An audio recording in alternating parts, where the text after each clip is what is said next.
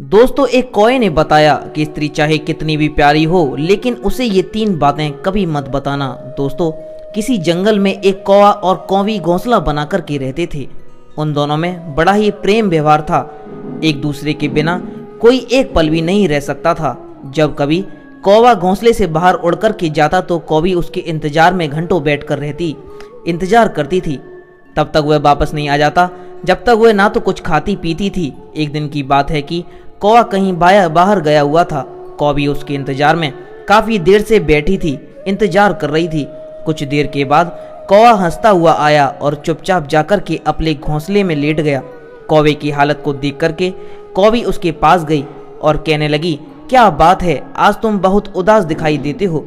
कौवा कहने लगा, कोई बात नहीं है। लेकिन कौवी जिद करने लगी कि तुम मुझे कुछ छुपा रहे हो। बार बार कौवी की जिद करने पर कौवा कहने लगा, तुम मुझसे कुछ पूछना ही चाहती हो तो इससे पहले मैं तुम्हें एक कहानी सुनाता हूँ। उस कहानी को तुम ठीक से समझ लो, इसके बाद तुम्हें जैसा उचित लगे वैसा करना। कौवा कहानी सुनाते हुए कहने लगा, किसी राज्य में एक राजा और रानी दोनों रहते थे। राज्य में हर तरह की सुख सुविधाएं थीं, घोड़े, दास दासियां, अनेक तरह का धन दौलत, उनके पास सब कुछ था। यदि उनके पास कुछ नहीं था तो वो थी उनकी संतान। इसी कारण से राजा और रानी दोनों बहुत ही चिंतित रहते थे। उस राजा और रानी के अनेक तरह के धार्मिक अनुष्ठान किए, मंत्र के जप किए, तप किया, अनेक तरह का पूजा पाठ किया, लेकिन कोई फायदा नहीं हुआ। राजा रानी दोनों बुढ़ापे की ओर बढ़ते गए। एक दिन की बात है कि राजा और रानी यह सोच करके बड़ी ही चिंता में व्याकुल होने लगे कि अब राज्य का क्या होगा, हमारे राज्य का कौन वारिस बनेगा। इतना बड़ा राज्य है, कौन इसे संभालेगा, कौन लेगा हमारी प्रजा की जिम्मेदारी। राजा और रानी दिन रात इसी चिंता में घुलने लगे।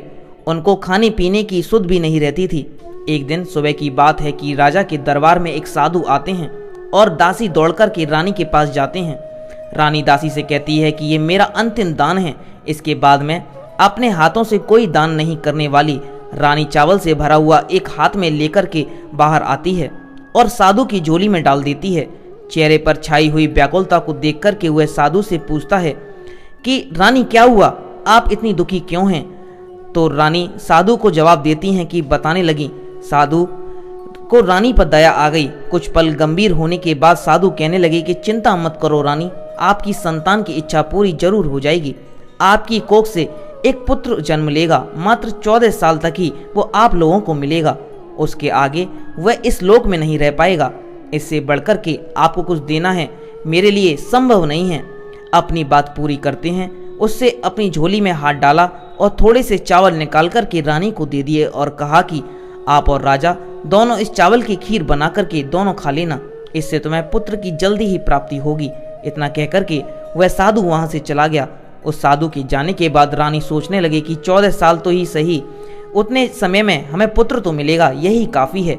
उतने साल तक मैं उसे जी जान से प्यार करूंगी, उसका पालन पोषण करूंगी, उसे बहुत प्यार करूंगी, उसे दुलार करूंगी और अपनी संतान की जो हमारे मन में इतने दिनों से इच्छा मरी पड़ी हुई थी वह जीवित हो जाएगी। कौवा कहने लगा कि उस रात अपना सारा काम काज खत्म करने के बाद रानी राजा के पास पहुंची और राजा सारी बात बता दी। साधु ने उसे कुछ चावल देकर के खीर बनाकर के खाने के लिए कहा है। साधु महाराज ने ये चावल हम दोनों को खीर बना करके खाने के लिए कह दिया है। राजा कहने लगे, इतना दान धर्म किया गया, जब तक तो कुछ हुआ नहीं, कोई फल नहीं मिला, अब इस खीर से हमें संतान की प्राप्ति होगी। उस पर रानी कहने लगी, जब इतना सब कुछ कर लिया है तो यह भी कर सकते हैं, यह भी करने में क्या दिक्कत है। इसके बाद ईश्वर हमारी इच्छाएं जरूर पूरी कर देंगे। उस साधु के क्रोध को क्यों बुलावा दें। यदि उसका कहना नहीं मानेंगे तो साधु नाराज हो जाएंगे। राजा को किसी पर विश्वास नहीं था, लेकिन पत्नी को दुख न पहुंचे इसीलिए महाराजा राजी हो गए। एक दिन क्या होता है, राजा और रानी दोनों स्नान कर रहे होते हैं। भगवान का नाम लेकर के अपने पूर्वजों का स्मरण करते हुए और उस संतान का नाम लेते हुए उस चावल की खीर बनाते हैं और दोनों खा लेते हैं। उसके बाद निश्चित होकर के राजा और रानी दोनों सो जाते हैं। कुछ दिन बीत जाते हैं और साधु द्वारा कही गई अनुसार रानी गर्भवती हो जाती हैं। उस पर राजा रानी बहुत ही खुश हो जाते हैं। उनकी खुशी फूली नहीं समा रही थी। राजा रानी से कहने लगा कि महारानी, सचमुच साधु महाराज की कृपा हमारे ऊपर है, बरस पड़ी है। जब उसका समय पूरा हुआ तो 9 माह के बाद पूरे समय के अनुसार रानी ने एक बहुत ही सुंदर पुत्र को जन्म दिया। उसके चेहरे पर मुखमंडल उसका चमक रहा था। राजा ने बड़ी धूमधाम से पुत्र के नामकरण किया और सारे राज्य में कई दिनों तक भंडारा चलवा दिया। उत्सव मनाया गया और पुत्र की कुंडली को देखने के लिए राज्य के सबसे बड़े विद्वान पंडित को राजा ने बुलवाया। पंडित जी ने जब उस पुत्र की कुंडली को देखा तो कुंडली देखकर के वे बहुत चिंतित हो गए और कहने लगे, महाराज, यह पुत्र सिर्फ 14 साल तक ही जीवित रहेगा। राजा को इस बात की भनक भी नहीं थी कि रानी को भी साधु महाराज की ये बातें याद आ गईं। दोनों चुप रहे थे। उसके बाद राजा और रानी बड़े लाड़ प्यार से बेटे का पालन पोषण करने लगे। उस बेटे की हर ख्वाहिश की हर जिद को वो पूरी करते। थोड़े समय के लिए ही सही, भगवान ने संतान की उनकी मुराद पूरी तो कर दी थी। इससे वे हमेशा अपना किस्मत मानते थे। राजपुत्र दिन प्रतिदिन बड़ा होता गया। जब 7 साल का हो गया तो राजा एक अच्छे गुरु की नियुक्ति करके उसे पढ़ाई लिखाई में, शस्त्र विद्या का और घुड़सवारी आदि का उसे 12 विद्याओं को शिक्षण करवा दिया। जब हुआ तो शास्त्र और विद्या में पारंगत हो गया और 12 साल की उम्र का हुआ। जब बालक हो जाता है तब एक अच्छी राजकन्या को देखकर के उस बालक की शादी करवा दी जाती है। 2-3 साल बीत जाते हैं। बेटा जब 15 साल का हो जाता है तो एक दिन वह राजपूत राजा से कहता है कि पिताजी, मैं अपने राज्य को घूम करके देखना चाहता था। आज तक मैंने इस राज दरबार को और इस महल के सिवाय मैंने बाहर कुछ भी नहीं देखा है। बेटे की बात को सुनकर के राजा बड़ा परेशान हो जाता है, क्योंकि पुत्र को 14 साल शुरू हो गया था। अब कोई अनहोनी होने का वक्त नजदीक पहुंच रहा था, लेकिन राजा ये सब बातें पुत्र को नहीं बता सकता था। वह क्या करता, चेहरे की खुशी से बेटे से कहता है, हाँ जरूर, जाओ बेटा, तुम अपना सारा राज्य घूम लो और देख कर आओ। यह सब जानना बहुत जरूरी है। कल मेरे बाद तुम ही तो इस राज्य का राजा बनोगे। मात्र एक बात का ध्यान रखना, तुम जहाँ जा रहे हो, क्या कर रहे हो, यह बात अपनी पत्नी को कभी मत बताना। पुत्र कहता है, ठीक है पिताजी, आपने जो भी कहा है मैं वैसा ही करूँगा। एक दिन क्या होता है, राजपुत्र दिन भर अपनी पत्नी के साथ मौज मस्ती करता है, खुशियाँ मनाता है और रात को ठीक 12 बजे बिस्तर से उठ कर के बाहर चला जाता है। फिर सुबह होने के पहले वह वापस अपने महल में आकर के सो जाता है। ऐसे बहुत दिनों तक चलता रहा। अब पुत्र 14 साल खत्म होने में कुछ ही दिन का समय शेष रह गया था। एक दिन की बात है कि उसकी पत्नी छोटी रानी रात में जाग जाती हैं। रानी देखती हैं कि बिस्तर पर जो राजकुमार हैं वह नहीं है। महल में सब देखते हैं, राजा कहीं नजर नहीं आता। क्या करेंगी, किससे कहें कि वह चुपचाप रहती हैं। फिर सुबह होने पर वह देखती हैं कि उसका पति अपने बिस्तर पर सोया हुआ है। वह पति से कुछ भी नहीं पूछती, लेकिन दूसरी रात भी वैसे ही होता है, तीसरी रात, चौथी रात, ऐसे कई दिनों तक चलता रहा। रानी इस तरह को व्यवहार को देख करके अपनी पति से बहुत चिंतित हो जाती हैं, उदास हो जाती हैं। पति रात को कहाँ जाता है, क्या करता है, किसे मिलता है, उसके मन में अनेक तरह के सवाल उठते हैं, लेकिन उसे पूछने में उससे डर लगता है। शायद पत्नी के पूछने पर पति को गुस्सा आ जाएगा और वह गुस्से में आकर के कुछ भी कर बैठे। सास ससुर पूछने के बारे में सोचा तो उसकी कुल मर्यादा के बीच में आ जाती है। सोचने लगती है कि इस बात को अपने मन में ही उठती रहेगी। इस हालत से उसे खाने पीने किसी प्रकार की कोई दिलचस्पी नहीं रह जाती है। धीरे धीरे वह एकदम से दुबली पतली होकर के कमजोर हो जाती है। उस राज्य में एक दिन की बात है कि एक फूल बेचने वाली बूढ़ी माँ आ गई। वह हमेशा छोटी रानी को फूल देने के लिए महल में आया करती थी। उस बुढ़िया का ध्यान छोटी रानी पर चला जाता है। छोटी रानी से पूछती हैं कि बेटी क्या बात है, तुम क्यों दुखी हो? मैं इस तरह से मैं तुम्हें देखती हूँ कि तुम सूखे काटा होती जा रही हो। रानी कहने लगती है, क्या बताऊं मम्मा, तुम्हारा जो ये राजपुत्र है वह प्रत्येक रात्र को बिस्तर से अपने उठकर के कहीं बाहर चला जाता है और सुबह होने से पहले ही वापस आकर के अपने बिस्तर पर सो जाता है। वह कहाँ जाता है, किससे मिलता है और वो कौन है, उसकी प्रेम का तो नहीं। यह सब सोचकर के मेरा मन बड़ा दुखी होता है और इसी दुख और चिंता के कारण मैंने खाना पीना सब छोड़ दिया है और इसलिए सूखे काटा बन गई हूँ। बुढ़िया की बात सुनती हैं और उसे एक उपाय बताती हैं और कहती हैं कि बेटी ऐसा करना कि आज रात तुम मत सोना, उसको देखना कि वह बाहर कहाँ जाता है, क्या करता है, किससे मिलता है, उसकी ठीक से पहरेदारी करना। मुझे नींद आ गई तो मैं क्या करूँगी? वह बूढ़ी माँ कहती हैं कि नींद ना आए इसीलिए एक काम करना, अपनी बाएं हाथ की उंगली में एक छोटा सा जख्म बना लेना और थोड़ी सी मिर्च उस पर छिड़क देना। उससे तुम्हें बड़ी ही जलन होगी और तुम्हें पीड़ा से तुम्हें रात भर नींद नहीं आएगी। रानी बुढ़िया के कहने अनुसार अपनी उंगली में एक छोटा सा घाव बना करके और उस पर थोड़ा सा मिर्च लगा लेती है और उसे नींद नहीं आती है। लेकिन थोड़ी देर के बाद जब वो सो जाती है, दूसरे दिन सुबह बुढ़िया जब फूल लेकर के आती है, उसके महल में पहुंचती है और पूछती है कि बेटी क्या हुआ, तुमने क्या देखा? पति कहाँ जाता है? रानी कहती है कि नहीं अम्मा, पहले कुछ समय के जलन के कारण मुझे नींद नहीं आ रही थी, लेकिन जैसे ही जलन शांत हुई उसके बाद मैं सो गई, मुझे नहीं पता चला कि क्या हुआ। वह बुढ़िया कहती है कोई बात नहीं, आज तुम उंगली पर पहले से थोड़ा जख्म ज़्यादा कर लेना और उस पर ज़्यादा मिर्च लगा लेना।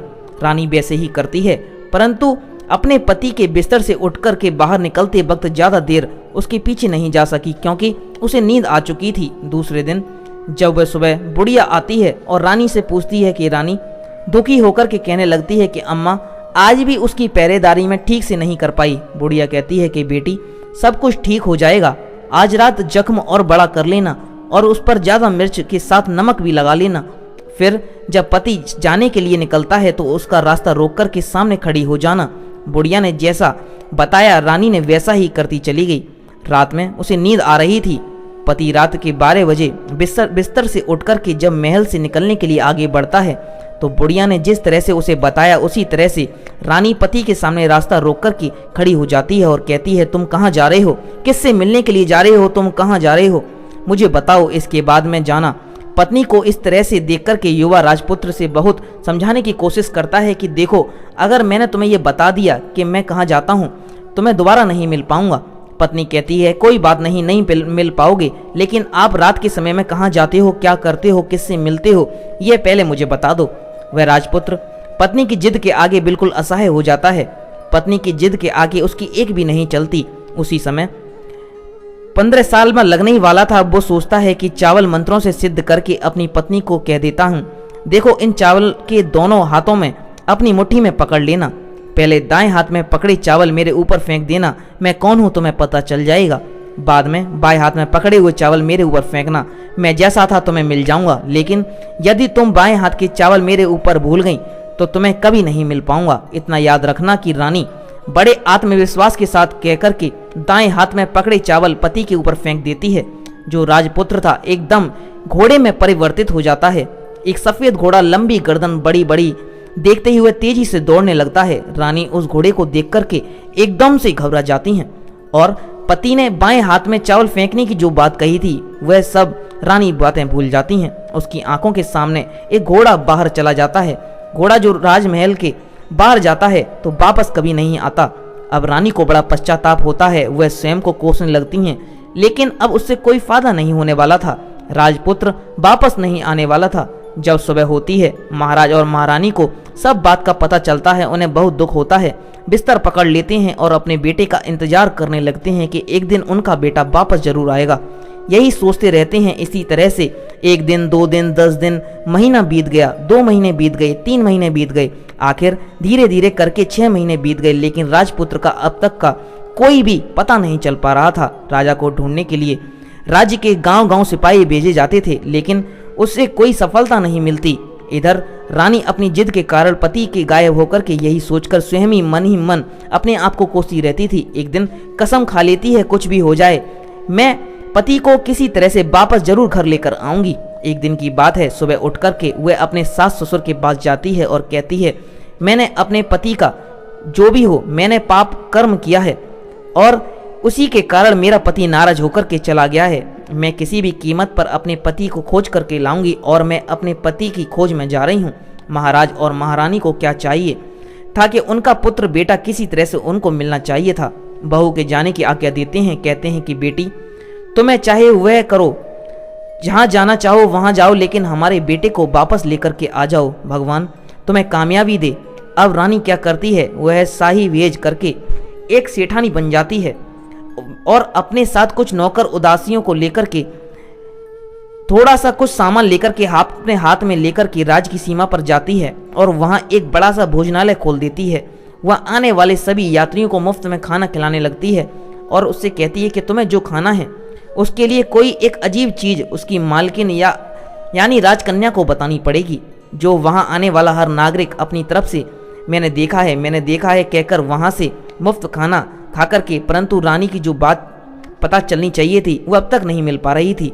ऐसे ही कई दिन बीत जाते हैं। एक दिन क्या होता है कि रानी के महल फूल लेकर जाने वाली बुढ़िया के बेटा और बहू, उनका एक छोटा बेटा यानी बुढ़िया का एक पोता था।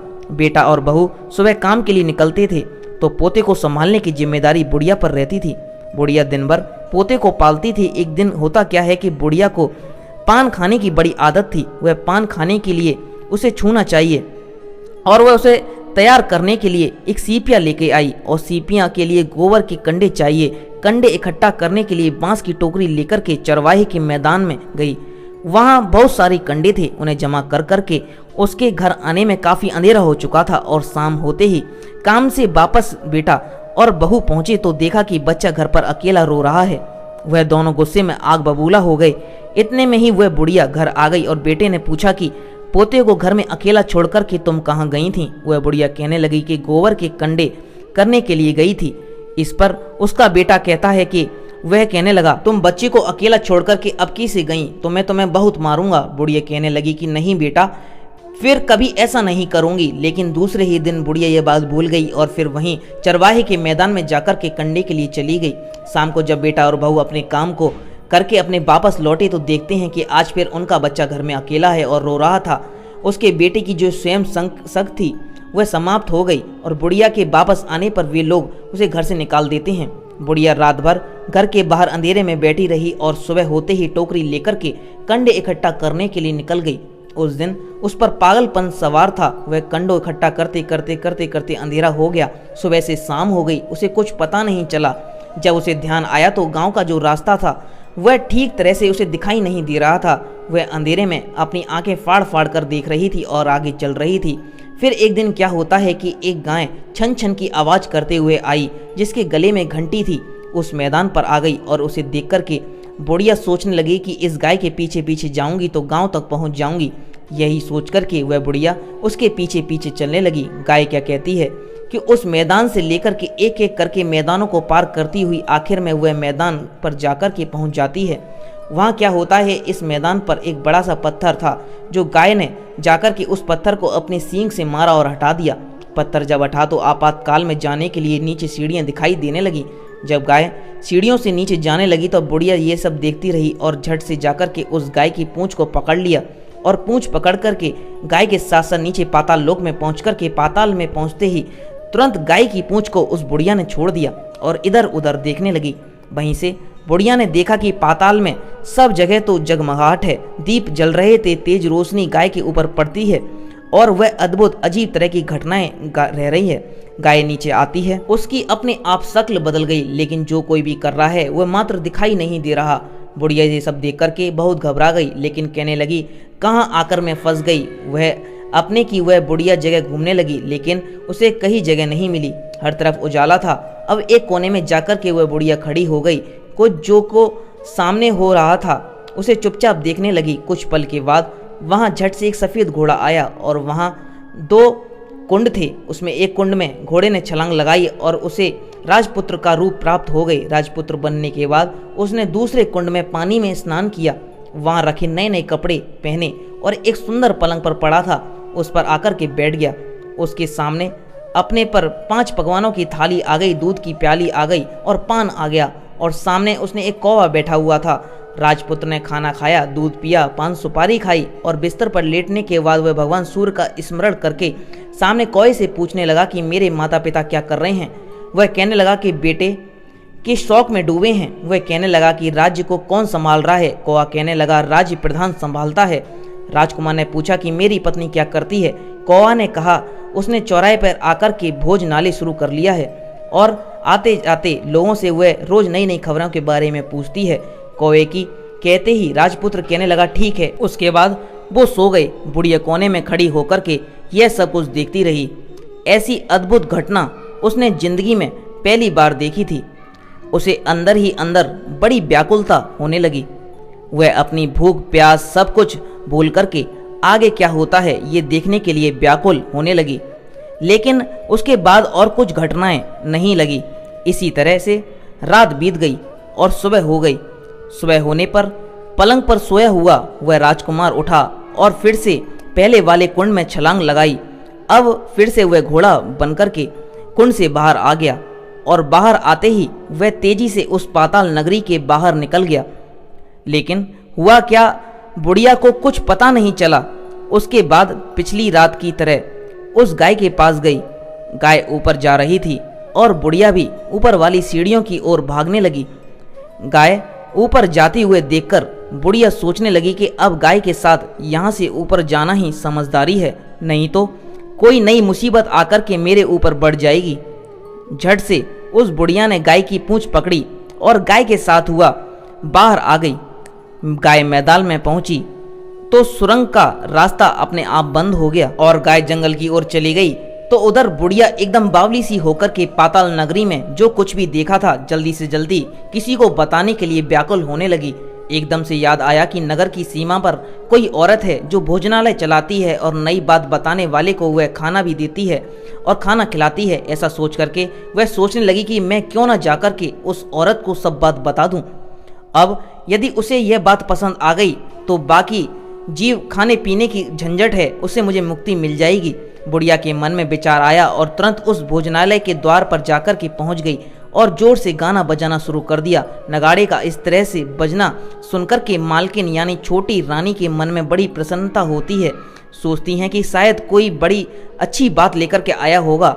सिपाहियों को आदेश देती हैं कि जाएं और जो भी आया है उसकी अच्छी तरह से खातिरदारी की जाए। आदेश पाते ही सिपाही नीचे दौड़ करके गए तो एक बुढ़िया नगाड़ा बजा रही है। उन्होंने बुढ़िया से पूछा, क्यों री बुढ़िया, क्या हुआ, क्यों नगाड़ा बजा रही हो? बुढ़िया कहने लगी, कुछ नहीं बेटा, यहाँ खाना मिलता है, आइए मुझे मिलेगा क्या, लेकिन मुझे तुमसे कोई नई बात जाननी है, वह तुम्हें पहले बतानी पड़ेगी। बुढ़िया ने कहा कि हाँ बताऊंगी, एक बात मालूम है मुझे। इस पर सिपाही उसके अंदर ले गए और उनको मालकिन का आदेश दिया कि जो कोई आए उसके साथ अच्छी तरह से पेश आना है, उनका अच्छा सिर्फ आदर सत्कार करना और सेवा करना। सिपाही ने उन बुढ़िया को भरपूर आदर सत्कार किया गया और बड़ी सी थाली लेकर के अनेक तरह के व्यंजन को परोस दिया। बुढ़िया कुछ दिनों से खाना नहीं खाया था, कई दिनों से बुढ़िया भूखी थी। खाने को देखती ही वह खाने पर टूट पड़ी और जब उसने खाना खा लिया तो उसे सिपाहियों ने नई साड़ी पहनने के लिए दी। उसके बाद उसे लेकर के कोई सब रानी के पास गए। बुढ़िया और रानी ने तुरंत एक दूसरे को पहचान लिया। बुढ़िया कहने लगी कि बेटी तुम और रानी। बोली, अम्मा तुम कुछ देर तक दोनों अनेक तरह की बातें करती रहीं। आखिर बुढ़िया से कहने लगी, अम्मा अब बताओ तुमने क्या नई बात देखी है? नई बात मैंने कोई नहीं देखी, वह तो मेरे पास तो देने के लिए खाने के पास पैसे नहीं थे, इसलिए मैंने झूठ कहा था और नगाड़ा बजा दिया। रानी ने कहा कि अम्मा घबराओ नहीं, मैं किसी को तुम्हारा नाम नहीं बताऊंगी। फिर भी बुढ़िया कहने लगी कि मैंने क्या देखा, कब देखा करके आनाकानी करने लगी। इस पर जो रानी थी उसने कहा, देखो अम्मा, यदि तुमने मुझे कोई नई बात बता दी तो मैं जिंदगी भर तुम्हारी देखभाल करूंगी। और अब बुढ़िया इस बात को सुनकर के बताने के लिए तैयार हो गई। उसने जो कुछ भी देखा उस चारागाह वाले मैदान से लेकर के उस पाताल लोक में कुछ भी देखा वह सब कुछ उस राजकुमारी को बता दिया। राजपुत्र उसी का पति है। वह तुरंत उससे कहने लगी, अम्मा मुझे उस जगह पर लेकर के चलो। बुढ़िया कहने लगी कि नहीं बेटी, वह पाताल राज्य है, यदि किसी ने तुम्हें देख लिया तो तुम्हारी जान खतरे में पड़ सकती है। लेकिन रानी उसकी एक भी नहीं सुनती, उसे उस जगह पर ले जाने के लिए वर्जित करने लगती है। आखिर में बुढ़िया ने रानी का कहना मान लिया और कहने लगी कि ठीक है, मैं तुम्हें वहाँ लेकर के चलती हूँ, आज नहीं तो कल वहाँ जाना, शाम को ही जाना होगा। दूसरे दिन दोपहर को रानी बुढ़िया के साथ उसी मैदान पर गई और एक जगह गाय के आने का इंतजार करने लगी। जब शाम हुआ, अंधेरा होने लगा तो गाय हमेशा की तरह वहाँ मैदान में आई। उस कोने में जाकर के उसने पत्थर पर सींग मारा और झट से उस सुरंग जाने का रास्ता खुल गया। गाय उस रास्ते से नीचे उतरने लगी तो बुढ़िया रानी से कहती है कि जल्दी आगे बढ़ो बिटिया, क्या हम गाय की पूंछ पकड़ करके नीचे चलेंगे? दोनों बुढ़िया और रानी गाय की पूंछ पकड़ करके पाताल लोक में पहुंच जाते हैं और बुढ़िया पहले की तरह कोने में जाती, कोने में छिपी हुई। नीचे सब कुछ पहले जैसी घटनाएं घटित हो रही थीं। गाय के गले में अपने आप रस्सी बंध गई। कोई अदृश्य आदमी आकर के उस गाय को डुबोने लगा। एक सफेद घोड़ा आकर के कुंड में छलांग लगाया। राजपुत्र के रूप में बाहर आ गया। राजपुत्र दूसरे कुंड में नहाने के बाद और दूध की प्याली आ गई, पान सुपारी आ गया। राजपुत्र सब कुछ खाने और पान खाने के बाद सोने के लिए पलंग पर गया और सोने से पहले सूर्यदेव का नाम लेकर के उसके सामने बैठे हुए कौवे से पूछा, मेरे माता पिता इस समय क्या कर रहे हैं? कौवे ने कुछ जवाब नहीं दिया, बल्कि वह उदास हो गया। राजपुत्र को कुछ घटित हुआ, वह संदेह हो गया कि वह उदास हो गया और जो कुछ हुआ वह हो जाने दो, ऐसा सोच करके सोने के लिए बिस्तर पर लेट गया। अब रानी का संयम छूट गया। वह दौड़ करके पति के पास गई और उसके पैर पकड़ने के लिए आगे बढ़ी। तब राजपुत्र तुरंत ही पत्नी को पहचान गया और वह झट से पीछे हटा और चिल्लाने लगा, नहीं नहीं, मुझे मत छूना और सर्वनाश हो जाएगा। रानी दोनों हाथ जोड़ करके पति से अपनी भूल के लिए माफ़ी मांगने लगी। स्वामी, मुझसे बड़ी भूल हो गई है। मुझे आपसे कुछ नहीं पूछना चाहिए था कि आप रात को कहाँ जाते हो। मैं अपनी भूल को स्वीकार करती हूँ। मुझे मेरी भूल की सज़ा मिल गई है। अब आभार चक्र आपके वियोग में आपके माता पिता ने बिस्तर पकड़ लिया है और आपकी प्रजा बड़े दुखी है। उस पर राजपुत्र कहने लगा, वही तो, एक बार तुम गलती कर बैठी हो, अब दोबारा मत कर देना, नहीं तो मैं तुम्हें दिख रहा हूँ वो भी नहीं दिखूंगा। रानी रोने लगी, जोर जोर से जमीन पर सर पटकने लगी। लेकिन राजपुत्र के मन में रानी के प्रति दया आ गई।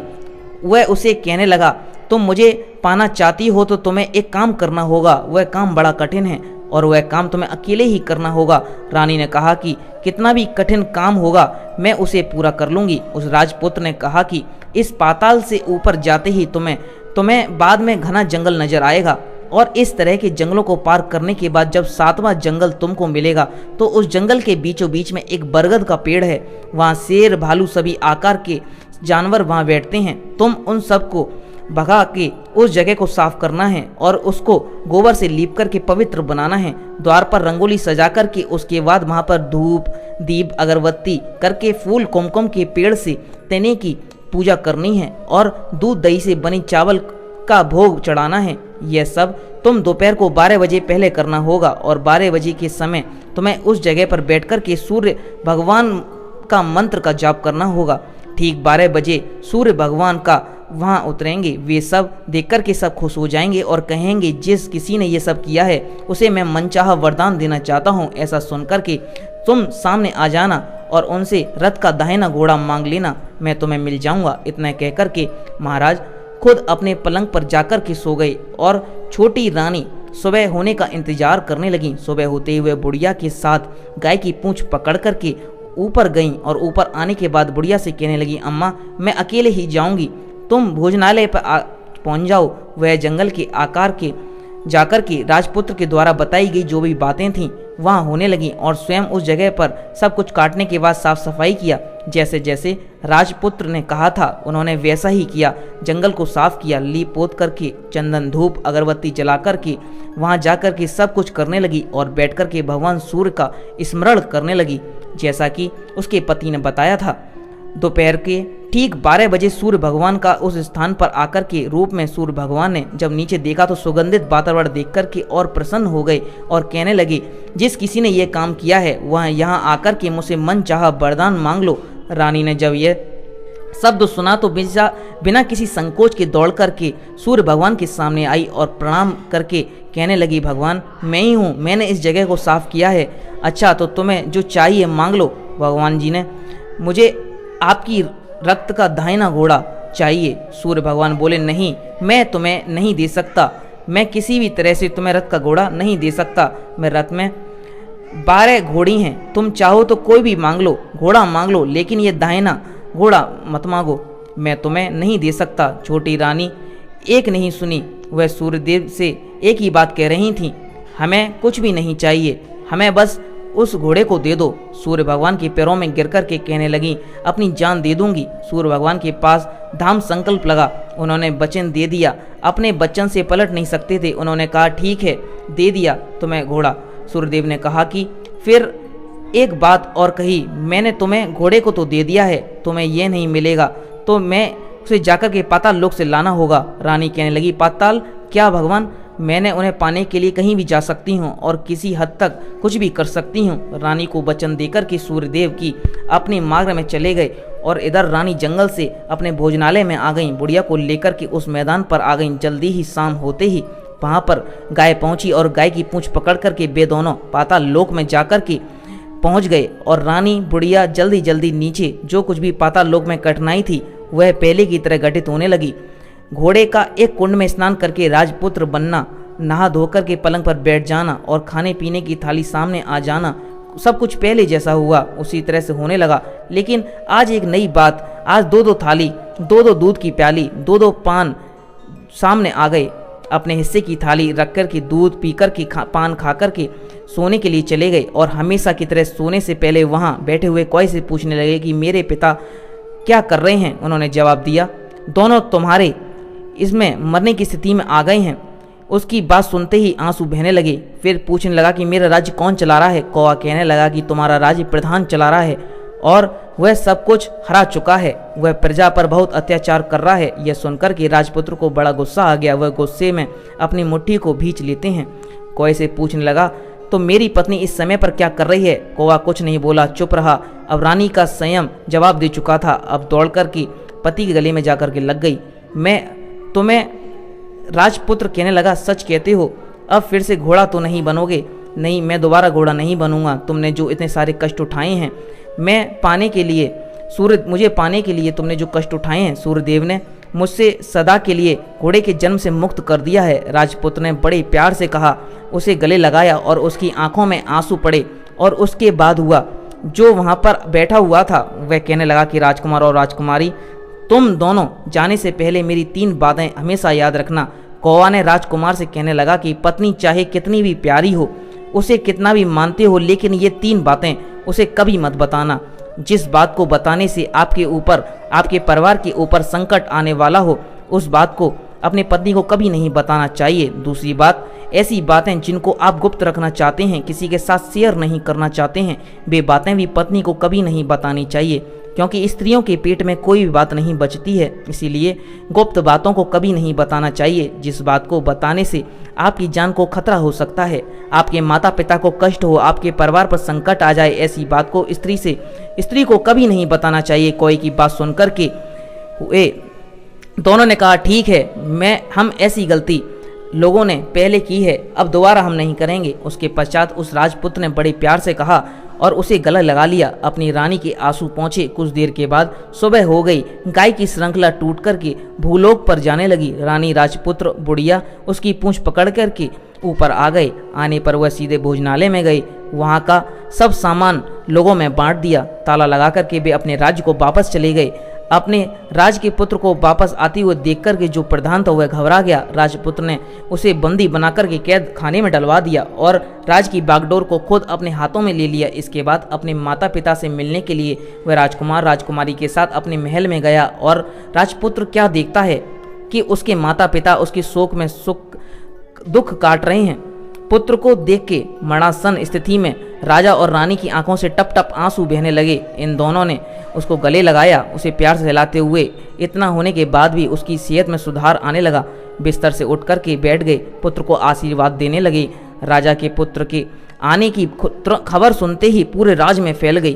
प्रजा इस तरह की बात को सुनकर के फूली नहीं समा रही थी। सारी प्रजा राजमहल में आकर के इकट्ठी हो गई। राजपुत्र ने उन्हें दर्शन दिए और उनसे कहा कि कोई दुख नहीं पहुंचेगा। ऐसा वचन देकर के वह अपने राज्य के सिंहासन पर जाकर के बैठ गया और एक अच्छा राजा बनकर के अच्छे राज्य को अच्छी तरह से सेवा करने लगा और अपनी पत्नी के साथ, अपने माता पिता के साथ सुख शांति से जीवन व्यतीत करने लगा और उस बुढ़िया को अपने पास रख लिया। दोस्तों, आपको ये कहानी कैसी लगी हमें कमेंट करके जरूर बताना। और अगर ये कहानी अच्छी लगी है तो इस वीडियो को लाइक करके चैनल को सब्सक्राइब करके बराबर वाले बेल आइकन को दबा लेना। और आपका यहाँ तक वीडियो देखने के लिए बहुत बहुत धन्यवाद।